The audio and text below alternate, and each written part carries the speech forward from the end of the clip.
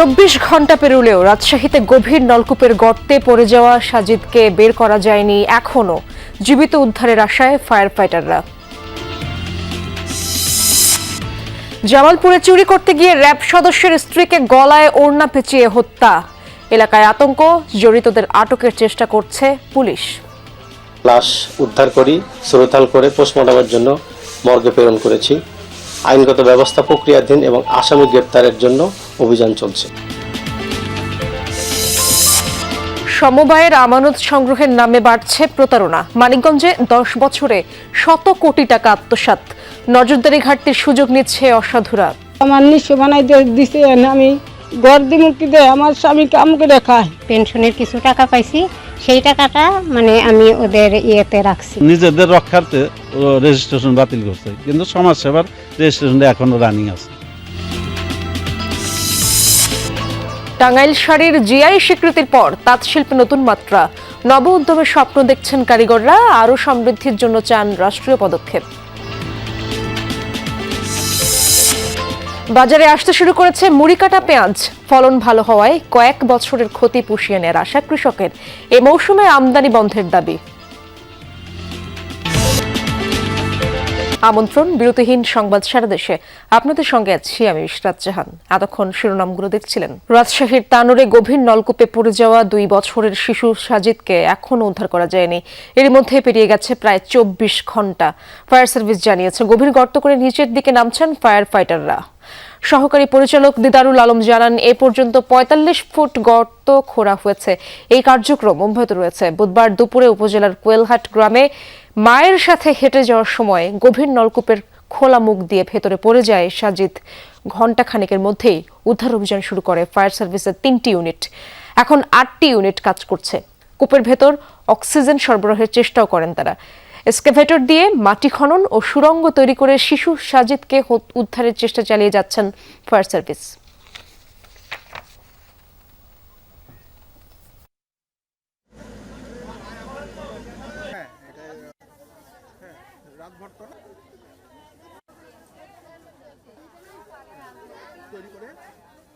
ভেকুর সাহায্য নিয়ে আপনাদের সকলের সার্বিক সহযোগিতা নিয়ে আমরা ওই 35 ফিট পর্যন্ত খনন কাজ প্রায় শেষের দিকে এসে গেছে। আমরা ওই পর্যন্ত গেলে আমরা বুঝতে পারবো যে কেন 6 ইঞ্চি বিশিষ্ট পাইপটা আর নিচে নামতেছে না। এটার যদি আমরা কুলে খুঁজে পাই আলহামদুলিল্লাহ আমরা রেস্কিউ করে নিয়ে আসতে পারবো, আর না হলে আমরা সার্ভিশন ক্যামেরা দিয়ে তার অবস্থান কোথায় আমরা এটা নিশ্চিত করব। দর্শক, রাজশাহীর আপডেট জানার চেষ্টা করব। সহকর্মী তারেক মাহমুদ আমার সাথে যুক্ত আছেন মোবাইল ফোনে। তারেক, উদ্ধার তৎপরতা সম্পর্কে জানাবেন, আর ফায়ার ফাইটাররা শিশুটিকে পাওয়ার ব্যাপারে কতটা আশাবাদী এবং তাদের তৎপরতা কেমন চলছে জানাবেন। এখন পর্যন্ত তারা আশাবাদী, কারণ গতকালকে থেকে সারা রাত এবং আজকে সারা দিন কিন্তু তারা একসাথে মোট 8টি ইউনিট একসাথে কাজ করেছে এবং এখন পর্যন্ত 24 ঘন্টার বেশি পার হয়ে গেলেও কিন্তু এই পরিত্যক্ত যে নলকূপের থেকে পাইপ থেকে কিন্তু শিশু সাজিদকে উদ্ধার করা হয়নি এবং প্রায় 45 ফিট পর্যন্ত মাটি যে খোঁড়ার যে বিষয়টি সেটি কিন্তু ফায়ার সার্ভিসের যারা কাজ করছেন ফায়ার ফাইটার তারা উদ্ধার কাজ করেও কিন্তু শিশুটিকে পাননি এবং তারা বলছেন যে তারা শিশুর অস্তিত্ব না পাওয়া পর্যন্ত এখন পর্যন্ত তারা কিন্তু তাদের যে উদ্ধার কার্যক্রম সেটি চালিয়ে যাবেন এবং এই উদ্ধার কার্যক্রমে পরিদর্শনে এসে ফায়ার সার্ভিসের পরিচালক লেফটেন্যান্ট কর্নেল তাজুল ইসলাম তিনি যেমনটি বলেছেন যে শিশুটিকে না পাওয়া পর্যন্ত তারা তাদের উদ্ধার কার্যক্রম সেটি করে যাবেন এবং প্রয়োজন হলে 100 ফুট পর্যন্ত কিন্তু যেতে হবে, এটা ছাড়া কোনো উপায় নেই তিনি তেমনটি জানিয়েছেন এবং উদ্ধার কাজে যুক্ত ফায়ার সার্ভিসের যারা রয়েছেন তারা যেমনটি বলছেন যে তারা ওই গর্তে যে সার্চ ভিশন ক্যামেরা লাগিয়ে দেখেছেন, তবে 45 ফুটের পর আর ক্যামেরা যাচ্ছে না তারা তেমনটি জানাচ্ছেন এবং এক পর্যায়ে কি করা যায় তা নিয়ে শিশু পরিবার এবং উপজেলা নির্বাহী কর্মকর্তা স্থানীয় প্রশাসন এবং স্থানীয়দের সাথে কিন্তু তারা আলোচনা করছেন এবং করবেন এবং স্থানীয় লোকজন যেমনটি আমাদেরকে জানিয়েছেন যে এই তানোর উপজেলার যে পাতান্দর ইউনিয়নের এই গ্রামে আরো কিন্তু ভূগর্ভস্থ যে পানির স্তর রয়েছে এমন কিন্তু এই পাইপ রয়েছেন, এগুলো সম্পর্কে আসলে এর আগে বারবার বলা হলেও এ বিষয়ে কিন্তু উদ্যোগ নেয়নি এবং সে কারণে এই মরণ ফাঁদ যেটি বলা যায় যে এই মরণ ফাঁদ এই কোয়েলহাট যে গ্রামের এইখানে এই গতকালকে কিন্তু শিশু সাজিদ সেখানে পড়ে যায় এবং এখন পর্যন্ত আমরা যতটুকু জানতে পেরেছি যে ফায়ার সার্ভিসের যারা দায়িত্বরত রয়েছেন সকলে চেষ্টা করছেন, সকলেরই প্রত্যাশা যে শিশু সাজিদকে তারা উদ্ধার করবেন এবং এই স্থানীয়রা এবং দূর দূরান্ত যারা রয়েছেন সকলে আসলে এখন পর্যন্ত শিশু সাজিদের জন্য সৃষ্টিকর্তার কাছে প্রাণ খুলে দোয়া করছেন এবং তার পরিবারও প্রাণ খুলে দোয়া করছেন। জি তারেক, বুঝতে পেরেছি। অবশ্যই সেই আপডেটগুলো আপনার মাধ্যমে আমরা জানাতে পারবো দর্শককে। ধন্যবাদ আপনাকে। জামালপুরের সরিষাবাড়ী উপজেলায় চুরি করতে গিয়ে র্যাব সদস্যের স্ত্রী লিপি খাতুন নামের এক গৃহবধূকে গলায় ওড়না পেঁচিয়ে শ্বাসরোধে হত্যা করা হয়েছে। র্যাব সদস্যের বাসায় এমন ঘটনায় এলাকায় আতঙ্ক সৃষ্টি হয়েছে। পুলিশ বলছে জড়িতদের চিহ্নিত করে আটকের চেষ্টা চলছে। গতরাত 1টা থেকে 4টার মধ্যে সরিষাবাড়ী পৌরসভার শিমলাবাজার এলাকায় ভাড়া বাসার বারান্দার গ্রিল কেটে প্রবেশ করে চোর চক্রের সদস্য। এরপরে শুরু হয় হত্যাকাণ্ডের সূত্রপাত। র্যাব 2-এর সহকারী উপপরিদর্শক মোহরউদ্দিন রাজধানীতে কর্মরত থাকায় বাড়িতে এর আগেও 3বার চুরির ঘটনা ঘটে। চুরির ঘটনায় জিডিও করা হয়। এবার চোরদের চিনতে পারায় গলায় ওড়না পেঁচিয়ে শ্বাসরোধ করে হত্যা করা হয় মোহরউদ্দিনের স্ত্রী লিপি খাতুনকে। মুখ চেপে জিম্মি করা হয় মেজ মেয়েকে। ঘটনাস্থলে লুটের মালামাল রেখেই পালিয়ে যায় চোরচক্র। আমি ডাক দিতেছিলাম, ওই সময় আমার মুখ চাপে ধরে, তারপর মার সাথে ওই যে মার বললাম, মা ওই যে সারি দিতে গো, মা পরে আমার সারাইলো, তারপর মার সাথে দস্তি করতে করতে মা মাটিতে পড়ে যায়। খবর পাই বলে আমার যার এই সমস্যার চোর ঢুকছিল, এই সমস্যার চোরে তারা হত্যা করছে। 3টা বাচ্চা থুয়ে মারছে, কেমনে শাস্তি চাই আমরা। আইন শৃঙ্খলা বাহিনীর সদস্যের বাসায় এমন ঘটনায় আলোড়নের পাশাপাশি আতঙ্কের সৃষ্টি হয়েছে। এই হত্যাকাণ্ডে জড়িতদের দৃষ্টান্তমূলক শাস্তির দাবি জানিয়েছেন স্বজন ও স্থানীয়রা। হাতাহাতি হয়েছে অনেক, তার মেয়ে বলতে চাইছে কিন্তু তাকে ধমক দিয়ে চুপ করে রাখাইছে। পুলিশ সদস্যের বাসায় এরকম একটা নৃশংস হত্যাকাণ্ডের ঘটনা ঘটলে আমরা যারা সাধারণ মানুষ আছি তাদের নিরাপত্তাটা কোথায়? এরকম নৃশংসভাবে চুরি বা ডাকাতি হোক, যে কোনো আমি উপযুক্ত শাস্তি বা বিচার চাই। এদিকে মরদেহটি ময়নাতদন্তের জন্য পাঠানো হয়েছে। ঘটনার সাথে জড়িতদের ধরতে চেষ্টা চলছে বলে জানিয়েছে পুলিশ। লিপি আক্তার চোরের ভিতরে প্রবেশ করার বিষয়টি টের পাইলে চোর প্রথমে তাকে মুখ চেপে ধরে, পরে তার ওড়না পেঁচিয়ে শ্বাসরোধ করে হত্যা করে পালিয়ে যায়। আইনগত ব্যবস্থা প্রক্রিয়াধীন এবং আসামি গ্রেপ্তারের জন্য অভিযান চলছে। নিহত গৃহবধূ 3 সন্তানের জননী। তিনি কামরাবাদ ইউনিয়নের সুয়াকুর এলাকার মঞ্জুরুল ইসলামের মেয়ে। সাগর ফরাজি, যমুনা নিউজ, জামালপুর। এদিকে খুলনায় এক নারীর মরদেহ উদ্ধার করা হয়েছে। নিজ ছেলের হাতে খুন হয়ে থাকতে পারেন বলে প্রাথমিকভাবে ধারণা করছে পুলিশ। রাতে নগরীর ট্যাঙ্ক রোড এলাকায় ভাড়া বাসা থেকে মরদেহ উদ্ধার করা হয়। নিহতের নাম শিউলি বেগম। পুলিশ জানায় রাত 11:30টার দিকে 999-এ কলের মাধ্যমে মরদেহের কথা জানে তারা। পরে ভাড়া বাসার তালাবদ্ধ কক্ষ থেকে ওই নারীর মরদেহ উদ্ধার করা হয়। নিহতের পায়ের কাছ থেকে রক্তমাখা মশলা বাটার পোতা উদ্ধার হয়। গলা ও মাথায় আঘাতের দাগও পাওয়া যায়। নিহতের মেয়ে কেয়া খাতুন জানান, বুধবার রাতে তার মা ও ভাই রিয়াদ বাসায় ছিল। বৃহস্পতিবার সকালে একটি ব্যাগ হাতে রিয়াদকে বেরিয়ে যেতে দেখা যায়। তাই ভাই রিয়াদই মাকে খুন করেছে বলে ধারণা কেয়ার। সিসিটিভি ফুটেজ সহ অন্যান্য আলামত বিশ্লেষণের মাধ্যমে এই বিষয়ে তদন্ত চলছে বলে জানায় পুলিশ। তালা খুলছে, অন ফিরে এখানে জুতো দেখছে। জুতো দেখার পর আমি আমার মারি আমার ভাই কিছু একটা করছে। আমার হাজবেন্ড গেছে যে সিসি ক্যামেরা আছে, সিসি ফুটেজ টাইনে দেখে যে ও সকাল 7:50 বাসা থেকে বের হয়ে গেছে ব্যাগ ট্যাগ নিয়ে। চুয়াডাঙ্গায় পুলিশের বার্ষিক ফায়ারিং এর অনুশীলনে এক পথচারী গুলিবিদ্ধ হয়েছেন। দুপুরে জাফরপুর বিজিবি ক্যাম্পে পুলিশের ফায়ারিং চলা অবস্থায় এই ঘটনা ঘটে। পরে আহতকে উদ্ধার করে হাসপাতালে নেওয়া হয়। গুলিবিদ্ধ বাবু হোসেন চুয়াডাঙ্গা পৌর এলাকার সাতগাড়ি মণ্ডলপাড়ার হামিদ উদ্দিনের ছেলে। স্থানীয়রা জানায় মোটরসাইকেলে সাতগাড়ির দিকে যাচ্ছিলেন বাবু। এ সময় একটি বুলেট তার বুকের বাম পাশে লাগে। সদর হাসপাতালের চিকিৎসক জানিয়েছেন বাবুর বুকের বাম পাশের প্রায় 1 ইঞ্চির মতো বিদ্ধ হয়েছে। সদর থানার ওসি বলেন, সব নিয়ম মেনে ও জনসাধারণকে সতর্ক করে 2 দিন ধরে ফায়ারিং কার্যক্রম চলছে। তবে গুলি কোথা থেকে বিদ্ধ হয়েছে তা তদন্ত করা হচ্ছে বলেও জানান তিনি। সমবায় মানে সহযোগিতা, উন্নয়ন আর সঞ্চয়ের নিরাপদ জায়গা, এই ছিল সাধারণ মানুষের ধারণা। কিন্তু বাস্তবে চিত্রটা এখন সম্পূর্ণ উল্টো। মানিকগঞ্জে সমবায় সমিতির নামে কোটি কোটি টাকার প্রতারণা যেন নিয়মিত ঘটনায় পরিণত হয়েছে। গত 10 বছরে আমানত সংগ্রহের আড়ালে গ্রাহকদের কাছ থেকে আত্মসাৎ হয়েছে প্রায় 100 কোটি টাকা। নিবন্ধনের পর কর্তৃপক্ষের যথাযথ নজরদারি না থাকায় দাপট বেড়েছে অসাধুদের। মানিকগঞ্জের শিবালয় উপজেলার টেপরা গ্রামের আসমা বেগম প্রবাসের কষ্টার্জিত টাকা দিয়ে ভাঙাচোরা ঘরটা মেরামতের স্বপ্ন ছিল তার, কিন্তু উচ্চ মুনাফা লোভ দেখিয়ে গ্রামীণ উন্নয়ন নামে একটি সংস্থা হাতিয়ে নিয়েছে তার সবটুকু সঞ্চয়। আজ ঘর নয়, স্বপ্নটাই ভেঙে গেছে আসমার।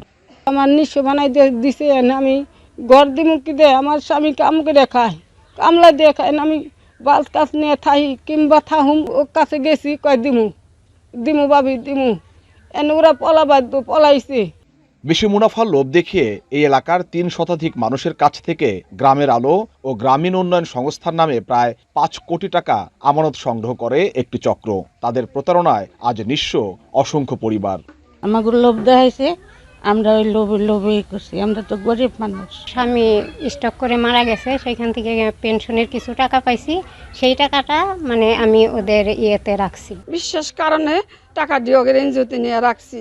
অনেক মানুষও মানাও করছিল, কিন্তু যে আমরা গরিব মানুষ, অশিক্ষিত মানুষ, লোভে পড়ছি। সংস্থা দুটির অফিস এখন তালাবদ্ধ বাসাবাড়ি। স্থানীয়রা বলছেন, টাকা আত্মসাতের অভিযোগ ওঠার পর গা ঢাকা দেয় কর্মকর্তা কর্মচারীরা। লোকজন আস্তে আস্তে প্রয়োজনীয় মানে জিনিসপত্র সরাইয়া ওরা পরে একবারই ফালাইছে। জনগণ এসে কি ফ্যামিলি ভাড়া হয়ে গেছে, এসে টুকায়। অনুসন্ধান বলছে, সমবায় ও সমাজসেবার নিবন্ধন নিয়ে আবার অনেক সময় কোনো নিবন্ধন ছাড়াই মানিকগঞ্জে গত 10 বছরে অন্তত 20টি সংস্থা গ্রাহকের প্রায় 100 কোটি টাকা হাতিয়ে নিয়েছে। কিন্তু বেশিরভাগ প্রতারকই রয়েছে ধরাছোঁয়ার বাইরে। লক্ষ লক্ষ টাকা নিছে গ্রামীণ উন্নয়ন বই দেয়, সেটা সমবায় অফিস থেকে এই রেজিস্ট্রেশনটা নিছে। কিন্তু সমবায় অফিসারে আমরা একদিন বলছিলাম যে এই যে আপনি রেজিস্ট্রেশন দিলে আপনি দেখেন না, কয় ওরা তো কার্যক্রম চালাই নেয়। অভিযোগ যাওয়ার পরে তারা নিজেদের রক্ষার্থে রেজিস্ট্রেশন বাতিল করছে, কিন্তু সমাজসেবার রেজিস্ট্রেশনটা এখনো রানিং আছে। একের পর এক কথিত সংস্থার নামে গ্রাহকের টাকা আত্মসাৎ হলেও সমাজসেবা ও সমবায় অফিসের কাছে নেই কোনো সমন্বিত তথ্য। অভিযোগ, কর্তৃপক্ষের যথাযথ নজরদারির অভাবেই এমন ঘটনা ঘটছে, যদিও তা অস্বীকার করছেন সংশ্লিষ্টরা। গ্রামে গঞ্জে সমবায় সমিতি, এনজিও বা ব্যাংক, মানুষ না সব মিলায় ফেলে। তো অনেক সময় দেখা যায় যে সমবায় সমিতি দোষী থাকে না, বা ওখানে কোনো সমবায় সমিতি নিবন্ধিত নাই, ওইটা শুধু সমিতি, এরকম হয় অনেক সময়। আর আমরা যদি দেখি যে আমার কাছে অভিযোগ আসছে এবং এটা সত্যি একটা আমাদের নিবন্ধিত সমবায় সমিতি, সেক্ষেত্রে আমাদের যে সমবায় সমিতি আইন বিধিমালা আছে, আইনের 49 ধারা আছে, সেই অনুযায়ী তদন্ত দিয়ে আমরা খতিয়ে দেখি যে আসলে ঘটনাটা কি ঘটছে। যদি ক্ষুদ্র ঋণ করতে হয় তাহলে MRA, micro credit regulatory authority, তাদের কাছ থেকে পারমিশন নিতে হবে। তো তাদের কাছে আবেদন করলে তারা কিছু টার্গেট দেয়, ওনারা ফিল্ড পর্যায়ে ভিজিট করেন, যদি সন্তোষজনক মনে হয় তাহলে ওনারা MRA সার্টিফিকেট দেন, আর সেই সার্টিফিকেটের আলোকে ওনারা ক্ষুদ্র ঋণ কার্যক্রম পরিচালনা করতে পারে। স্বাভাবিকভাবে আমাদের রেজিস্ট্রেশন প্রাপ্ত যেসব সংগঠন, তারা ক্ষুদ্র ঋণ করতে পারবে না। প্রতারণার সাথে জড়িত সংস্থাগুলোর নাম ভিন্ন হলেও কৌশল একই, মানুষের সঞ্চিত অর্থ নিয়ে গা ঢাকা দেয়া। প্রতারণা রোধে গ্রাহকদের সচেতন হওয়ার পাশাপাশি প্রয়োজন সংশ্লিষ্ট দপ্তরের কঠোর নজরদারি আর দ্রুত আইনি ব্যবস্থা। না হলে আরও পরিবার হারাবে সঞ্চয়ের স্বপ্ন, আর থামবে না এই প্রতারণার চক্র। এই মত স্থানীয়দের। DM Khorshed, Jamuna news, Manikganj. বাড়িতে বসে থেকে টাকা আয় করার মতো সহজ উপায় পৃথিবীতে আর কোথাও নেই বলে মন্তব্য করেছেন বিএনপির নির্বাহী কমিটির সদস্য রুহুল কুদ্দুস তালুকদার দুলু। সকালে নাটোর শহরের কান্দিফিটায় আইটি ইনস্টিটিউটে কারিগরি শিক্ষা বোর্ডের অধীনে উত্তীর্ণ 100 জন প্রশিক্ষণার্থীদের কোর্স সমাপনী সার্টিফিকেট বিতরণ ও আলোচনা সভায় এসব কথা বলেন তিনি। এ সময় তিনি বলেন, এই দেশের ছেলেমেয়েরা লেখাপড়া শিখে বিদেশে চলে যায়, অথচ সঠিক কম্পিউটার প্রশিক্ষণ নিলে ঘরে বসে থেকেই টাকা আয় করা যায়। পরে নতুন প্রজন্মের জন্য আলাদা কম্পিউটার প্রশিক্ষণ শুরুর পরিকল্পনাও জানান তিনি। আমাদের দেশের ছেলেমেয়েরা বিদেশে যাওয়ার জন্য পাগল, একটু লেখাপড়া শিখলে যায়, বিদেশে যায়, কানাডা, আমেরিকা। এখন তো আমার মনে হয় তোমরা যারা এই প্রশিক্ষণ শিক্ষা অর্জন করছো, ঘরে বসে থেকে ডলার, বাড়িতে বসে থেকে পাউন্ড, বাড়িতে বসে টাকা ইনকাম করা এর থেকে সহজ উপায় আর পৃথিবীতে না। নাটোরের দীঘাপতিয়া রাজবাড়ি, যা বর্তমান উত্তরা গণভবন নামেই পরিচিত, স্বাধীনতার পর ঐতিহাসিক এই স্থাপনায় বিভিন্ন সরকারের মন্ত্রিপরিষদের বৈঠক অনুষ্ঠিত হয়েছে। সর্বশেষ সভা হয় তত্ত্বাবধায়ক সরকারের উপদেষ্টাদের। অতীতের ধারাবাহিকতায় আবারও বর্তমান অন্তর্বর্তী সরকারের উপদেষ্টাদের বৈঠকের মাধ্যমে উত্তরা গণভবন নামকরণের সার্থকতা ও গৌরব ফিরিয়ে আনার দাবি নাটোরবাসীর।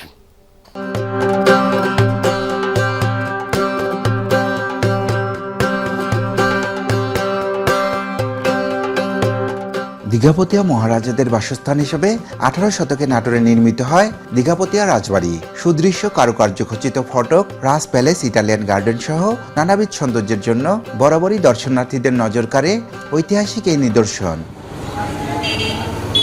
উত্তরা গণভবন নামে পরিচিত স্থাপনাটি ঢাকার বাইরে সরকার প্রধানের একমাত্র বাসভবন।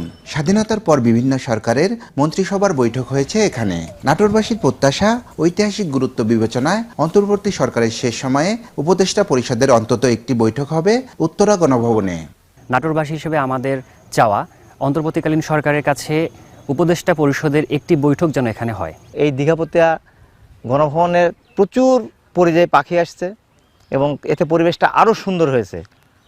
তো কাজেই যে সুন্দর করে সাজানো হয়েছে, একটা যদি উপদেষ্টা মহোদয়, প্রধান উপদেষ্টা মহোদয় যদি এখানে একটা অনুষ্ঠান করতো ক্যাবিনেট, তাহলে খুব সুন্দর হতো। অল্প সময়ের জন্য এসেছে এবং সামনে নির্বাচন, সেহেতু নাটোরবাসী হিসাবে আমাদের একটাই দাবি, এখানে উপদেষ্টা পরিষদের বৈঠক যেন এই উত্তরা গণভবন অনুষ্ঠিত হয়। স্থাপনাটিকে আরও দৃষ্টিনন্দন করতে নানা উদ্যোগ নেওয়া হয়েছে জেলা প্রশাসনের পক্ষ থেকে। ভেতরে ও বাইরে চলছে সংস্কার কাজ। এটাকে সবসময় প্রস্তুত রাখা হচ্ছে এবং সংস্কারের কাজ এখনও চলমান আছে, যাতে উপদেষ্টা পরিষদের বৈঠক যদি এখানে হয় যাতে সুন্দরভাবে তারা করতে পারে। প্রায় 30,000 ফুলের চারা রোপণ করা হয়েছে। এমন সুন্দর পরিকল্পনাভাবে সাজানো হয়েছে যে কোনো সময়, যে কোনো পরিস্থিতিতে উচ্চমানের যে বৈঠকগুলো সেগুলো করা সম্ভব। সম্প্রতি আইন উপদেষ্টা, গৃহায়ন ও গণপূর্ত উপদেষ্টা সহ সরকারের উচ্চ পর্যায়ের কর্মকর্তারা উত্তরা গণভবন পরিদর্শন করেন। এতে আশায় বুক বেঁধেছে নাটোরবাসী। উত্তরা গণভবনকে তৈরি রাখা গণপূর্তের কাজ। সভা কখন হবে সেটার নির্ধারিত তারিখ নাই। আমরা দীর্ঘদিন এটা অবহেলিত ছিল, আমরা এটাকে তৈরি করলাম। 120 বিঘা জমির উপর নির্মিত ঐতিহ্যবাহী দীঘাপতিয়া রাজবাড়িকে স্বাধীনতার পর নামকরণ করা হয় উত্তরা গণভবন। এরপর বিভিন্ন সময়ে বিভিন্ন সরকারের মন্ত্রিপরিষদের বৈঠক হয় এখানে। সর্বশেষ 2008 সালে তত্ত্বাবধায়ক সরকারের উপদেষ্টা পরিষদের বৈঠক হয়। এখন নাটোরবাসীর প্রত্যাশা, বর্তমান অন্তর্বর্তীকালীন সরকারের একটি উপদেষ্টা পরিষদের বৈঠক এখানে হোক। নাজমুল হাসান, যমুনা নিউজ, নাটোর। শরীয়তপুরে এক নারীকে আটকে রেখে ধর্ষণের অভিযোগে 4 যুবককে গ্রেপ্তারের পর আদালতে পাঠিয়েছে পুলিশ। গতরাত থেকে দুপুর পর্যন্ত জেলার বিভিন্ন স্থান থেকে তাদের গ্রেপ্তারের পর আদালতে পাঠানো হয়। এর আগে গত মঙ্গলবার রাতে এক ছেলে বন্ধুর সাথে বাড়ি ফিরছিলেন ভুক্তভোগী নারী। এ সময় সদরের বন বিভাগ এলাকায় পৌঁছালে তাদের গতিরোধ করে স্থানীয় কয়েকজন যুবক। এক পর্যায়ে তাদের নির্জন স্থানে নিয়ে যায় অভিযুক্তরা। পরে ছেলে শিক্ষার্থীকে আটকে রেখে মারধর আর মেয়েটিকে জোরপূর্বক ধর্ষণ করা হয়। প্রথম দিকে 3 জনের বিরুদ্ধে গণধর্ষণের অভিযোগ তুললেও বুধবার রাতে 1 জনের বিরুদ্ধে ধর্ষণ এবং 10 থেকে 12 জনের বিরুদ্ধে ধর্ষণের সহযোগিতার অভিযোগ আনেন ভুক্তভোগী নারী। মামলার পর অভিযুক্ত 4 যুবককে গ্রেপ্তার করে পুলিশ। অন্য আসামিদের ধরতেও অভিযান অব্যাহত রয়েছে। ছিল তার সাথে একজনে খারাপ করছে, সেটাই সে উল্লেখ করছে, আর বাকি 10-12 জন দাঁড়ানো ছিল। এর মধ্যে আমরা আইডেন্টিফাই করে 4 জনকে গ্রেপ্তার করছি, বাকিগুলো গ্রেপ্তারের প্রক্রিয়া অব্যাহত আছে। ইউনেস্কোর সাংস্কৃতিক ঐতিহ্যের তালিকায় বাংলাদেশের টাঙ্গাইল শাড়ি জিআই স্বীকৃতির পর বিশ্বমঞ্চে নতুন করে স্বীকৃতি পাওয়ায় তাঁত শিল্পে যোগ হয়েছে এক নতুন মাত্রা। বিলুপ্তির পথে থাকা হাতে বোনা শাড়ি নিয়ে আবারও নতুন উদ্যমের স্বপ্ন দেখছেন কারিগররা। স্বীকৃতি পর্যন্ত নয়, টাঙ্গাইল শাড়িকে আরও সমৃদ্ধ করতে রাষ্ট্রীয়ভাবে কার্যকরী পদক্ষেপের দাবি জানিয়েছেন তারা। তাঁতের শব্দ আর সিঁদুররাঙা লাল সোনালি সুতোয় তাঁতির শৈল্পিক ছোঁয়ার মিশেলে তৈরি হবে অসামান্য এক শিল্পকর্ম টাঙ্গাইল শাড়ি। বিলুপ্তির ভয় কাটিয়ে স্বীকৃতি পেল বিশ্বমঞ্চে। টাঙ্গাইল শাড়ি, জামদানি সিল্ক, বালুচুরি বা তোসরের মতো হরেক রকমের নান্দনিক নকশা আর আরামদায়ক হয় নারীদের পছন্দের তালিকায় থাকে শীর্ষস্থানে। অথচ যুগের পর যুগ ঐতিহ্যকে ধারণ করে আসা এসব শিল্পকর্ম হারানোর পথে। আধুনিকতার অগ্রগতিতে সে খবর যেন অনেকটাই চাপা পড়েছিল। শাড়িটা বিখ্যাত জানি, তাঁতের শাড়ির জন্য টাঙ্গাইল অনেক বিখ্যাত, এই জন্য আসলাম আমরা। নারীকে শাড়িতেই মানায়, তাই আমরা এই তাঁতের শাড়ি আমার আপুর থেকে আমি দেখেছি, দেখে এখানে আসছি। এতদিন আমরা এগুলা কিছু পাইনি, জিআই পণ্য পেলাম, এরপরে আবার ইউনেস্কোর স্বীকৃতি পেয়ে আমরা খুবই আনন্দিত। মেশিনের তৈরি কাপড়ের কারণে চাহিদা কমছে হাতে তৈরি কাপড়ের, কঠিন হয়ে পড়েছে কাজ এবং ন্যায্য মজুরি পাওয়া। একসময় তাঁতের শব্দে মুখর জেলার পাথরাইলের তাঁতপল্লীও চলছে ধুকে ধুকে। তাঁত শিল্পে বহুত সমস্যা, এই গাঁথা তাঁতের জন্য পাওয়ারলুম, হ্যান্ডলুম এগুলি একদম মসল বানিয়ে দিছে। এদের যদি সরকার কোনো একটা ভাতা সিস্টেম বা যে কোনো একটা সিস্টেম করতো, তাহলে এই তাঁত শিল্পটা বেঁচে থাকতো। টেনশন দেওয়া উচিত যে এরা বুড়া হয়ে গেছে গা, কত বছর ধরে তাঁত বোনায়, এখন কিছু কিছু বোনাস দেওয়া উচিত। 83 সালে থেকে কাজ করতেছি, এই একই কাজ, স্বীকৃতি দিচ্ছে শুনতেছি, কিন্তু আমাকে তো কোনো লাভ হইতেছে না। ইউনেস্কোর ইনট্যাঞ্জিবল কালচারাল হেরিটেজ অব হিউম্যানিটির তালিকায় অন্তর্ভুক্তির জন্য মনোনীত হওয়ায় আনন্দিত এই শিল্পের সাথে জড়িতরা। আবার নতুন করে ব্যবসায় সমৃদ্ধির আশায় বুক বেঁধেছেন তারা। টাঙ্গাইল শাড়িটা তো আমাদের বাপ দাদার আমল থেকেই সারা পৃথিবী এই টাঙ্গাইল শাড়িটাকে চেনে, কিন্তু আমরা নতুন করে একটা প্রাণ খুঁজে পেলাম। কারণ আমাদের যে 5,500 তাঁত ছিল, প্রায় অনেক তাঁতি বিলুপ্তির পথে ছিল এবং প্রায় অর্ধেকের নিচে নেমে আসছে বিভিন্ন র মেটেরিয়ালের কারণে, শ্রমিক সংকটের কারণে। সব দিক থেকে আমরা পিছিয়ে যাচ্ছি। আমাদের গভর্নমেন্ট যদি একটু একটা পরিকল্পনা করে, আমরা তো তাদের কাছে টাকা পয়সা চাচ্ছি না, আমাদের যদি একটা পরিকল্পনা করে, আমাদের নিয়ে যদি একটা সুন্দরভাবে একটা সেট আপ সৃষ্টি করে, তাহলে কিন্তু আমরা এটার সুফলটা আমরা 2030-32-এই পাবো। টাঙ্গাইল শাড়ি শুধু ফ্যাশন নয়, গর্বিত সংস্কৃতিরও পরিচয়। ইউনেস্কোর মঞ্চে এই শাড়ির জয়যাত্রা বস্ত্রের সাথে কারিগরদের নিরলস সাধনারও জয়। সম্ভাবনাময়ী এই পণ্যের অগ্রযাত্রা আরও দূর এগিয়ে নিতে সকলের সহায়ক ভূমিকার দাবি তাঁতি ও ব্যবসায়ীদের। আফরোজা লামিয়া, যমুনা নিউজ। মৌলভীবাজারে বাংলাদেশ বিমান বাহিনীর 53তম নববিমান সেনা দলের প্রশিক্ষণ সমাপনী কুচকাওয়াজ অনুষ্ঠিত হয়েছে। সকালে শমশেরনগর বিমানবন্দরে বিমান বাহিনীর রিক্রুট ট্রেনিং স্কুল গ্রাউন্ডে এই কুচকাওয়াজ অনুষ্ঠিত হয়। এর মধ্য দিয়ে 441 জন রিক্রুট বাংলাদেশ বিমান বাহিনীতে অন্তর্ভুক্ত হলেন। অনুষ্ঠান পরিদর্শন ও মার্চ পাস্ট অভিবাদন গ্রহণ করেন বিমান বাহিনীর প্রধান এয়ার মার্শাল হাসান মাহমুদ খান। পরে কৃতি রিক্রুটদের মাঝে ট্রফি বিতরণ করেন তিনি। নতুন রিক্রুটদের প্রতি সততা, একাগ্রতা ও নিষ্ঠার সঙ্গে কাজ করে নিজেদের যোগ্য বিমান সেনা হিসেবে গড়ে তোলার আহ্বান জানান তিনি। অনুষ্ঠানে বিমান বাহিনীর ঊর্ধ্বতন কর্মকর্তা, পুলিশ সুপার সহ বিভিন্ন সরকারি কর্মকর্তা, বিজিবি ও সেনাবাহিনীর কর্মকর্তারাও উপস্থিত ছিলেন। আমি দৃঢ়ভাবে বিশ্বাস করি, আত্মনির্ভরতা অর্জনের মাধ্যমে আমরা ভবিষ্যৎ প্রজন্মের কাছে একটি অদম্য বিমান বাহিনী উপহার দিতে সক্ষম হব। 11ই ডিসেম্বর কুষ্টিয়া মুক্ত দিবস। আজ 1971 সালের আজকের দিনে কুষ্টিয়া পুরোপুরি শত্রুমুক্ত হয়। এর আগে 4 ডিসেম্বর থেকে কুষ্টিয়ার বিভিন্ন উপজেলা শত্রুমুক্ত হতে শুরু করে। 10 ডিসেম্বর মিত্র বাহিনীর সহযোগিতায় আকাশপথে এবং স্থলভাগে মুক্তিযোদ্ধারা অভিযান চালিয়ে জেলা শহর হানাদার মুক্ত করেন। প্রতি বছর 11ই ডিসেম্বর সেই স্মৃতি বুকে ধারণ করে যথাযথ মর্যাদার মধ্য দিয়ে পালন করা হয় দিবসটিকে। নতুন প্রজন্মের কাছে আমরা যতটুকু পারছি আমাদের শিক্ষার্থীর কাছে আমরা জিনিসটা জানানোর চেষ্টা করি। এই প্রজন্মের কিছু কিছু মানুষ যারা মানে 71 সম্পর্কে যার ধারণা, মানে ম্যাক্সিমাম লোকে আমাদের সাথেই আছে, তারা চায় না যে এই 71কে ভুলতে চায় না। লালমনিরহাটের কালীগঞ্জে সারের দাবিতে মহাসড়কে বিক্ষোভ করেছে কৃষকরা। সকালে প্রায় 2 ঘন্টা উপজেলার ভুল্লারহাট বাজার মোড় এলাকায় লালমনিরহাট বুড়িমারি মহাসড়ক অবরোধ করেন তারা। এতে মহাসড়কের দুপাশে আটকা পড়ে বহু যানবাহন, ভোগান্তিতে পড়েন চলাচলকারীরা। কৃষকরা জানান, জেলায় ভুট্টা চাষের মৌসুম শুরু হলেও সার সংকটে দিশেহারা তারা। এদিকে কালীগঞ্জে ভোটমারি ইউনিয়নের বিসিআইসির পরিবেশক মেসার্স সাইফুল ইসলাম সার ঘর থেকে সার বিক্রি করা হয়। বিক্রয় কেন্দ্রের পক্ষ থেকে জানানো হয়েছিল আজ সকালে সার পাবেন চাষিরা। এমন প্রচারণা শুনে সেখানে ভিড় জমান তারা, কিন্তু মাত্র কয়েকজন কৃষককে সার দিয়ে বিক্রয় কেন্দ্রটি বন্ধ করে দেয়া হয়। এতে বিক্ষুব্ধ হয়ে মহাসড়ক অবরোধ করেন তারা। পরে ঘটনাস্থলে পৌঁছে উপজেলা নির্বাহী অফিসার ও উপজেলা কৃষি কর্মকর্তা সংকট নিরসনের প্রতিশ্রুতি দিলে মহাসড়ক ছেড়ে দেন কৃষকরা।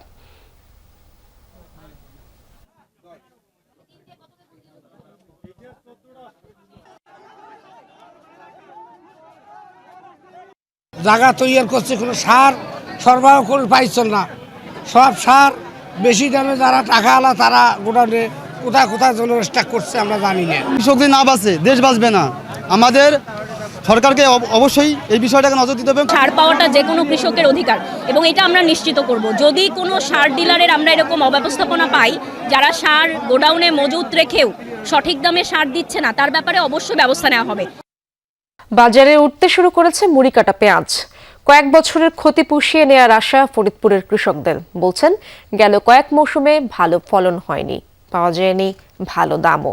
চাষিরা দাবি তুলেছেন এই মৌসুমে আমদানি বন্ধ করার। কৃষি বিভাগ বলছে ভোক্তার কথা বিবেচনায় নিয়ে সীমিত পরিসরে আমদানির সুযোগ দেওয়া হয়েছে।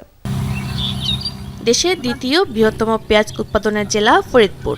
মুড়িকাটা, হালি ও দানা এই তিন জাতেরই আবাদ হয়। বছরে এই সময়টাতে চরম ব্যস্ত সময় পার করতে হয় চাষিদের। একদিকে মুড়িকাটা জাত ঘরে তোলা, অন্যদিকে হালি জাতের রোপণ করা।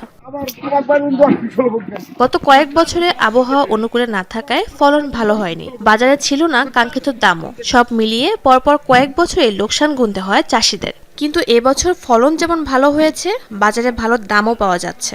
2 বছরে আমরা পরপর লস খাইছি। এইবার আমাদের ফলনও ভালো এবং বীজের দামও কম। ফলন হিসেবে আর এই হিসাবে এবার যে দাম আছে সেই হিসেবে কৃষক লস খাওয়ার কোনো সম্ভাবনা কম। এই দাম আছে, যদি এই দামের দাম থাকে তাইলে কৃষক বাঁচবে, নাইলে বাঁচবে না।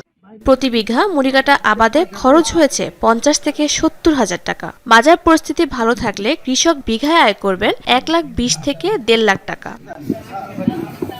বিভিন্ন হাটে প্রতিমন মুড়িকাটা বিক্রি হচ্ছে 3200 থেকে 3300 টাকায়। হাট থেকে পাইকাররা মুড়িকাটা পেঁয়াজ সংগ্রহ করে ঢাকা সহ বিভিন্ন জেলায় পাঠাতে শুরু করেছেন। আজকে যে দাম গেছে এই দামে মোটামুটি বেচতে পারলে কৃষক আমরা মোটামুটি একটা লাভবান থাকবো। পেঁয়াজের দাম যেভাবে আছে এভাবে যদি থাকে তাহলে গৃহস্থ উপকার পাবে। কৃষি বিভাগ বলছে কৃষকদের পাশাপাশি ভোক্তার কথাও চিন্তা করে সরকার, তাই সীমিত আকারে আমদানির সুযোগ দেওয়া হয়েছে। এতে কৃষক ক্ষতিগ্রস্ত হবে না। আমরা আশা করছি যে আগামী 2 সপ্তাহের মধ্যে এই মুড়িকাটা পেঁয়াজগুলি প্রায় পুরো দমে বাজারে আসা শুরু হবে এবং এই মুড়িকাটা পেঁয়াজ দিয়ে আগামী জানুয়ারি এবং ফেব্রুয়ারি মাস যে পেঁয়াজের যে চাহিদা, সেই পেঁয়াজের চাহিদা মোকাবেলা করতে সক্ষম হবে। এবছর ফরিদপুরে 5,250 হেক্টর জমিতে মুড়িকাটা জাতের আবাদ হয়েছে। উৎপাদনের লক্ষ্যমাত্রা 81,000 টন। 7 দিন অন্তরা, যমুনা নিউজ।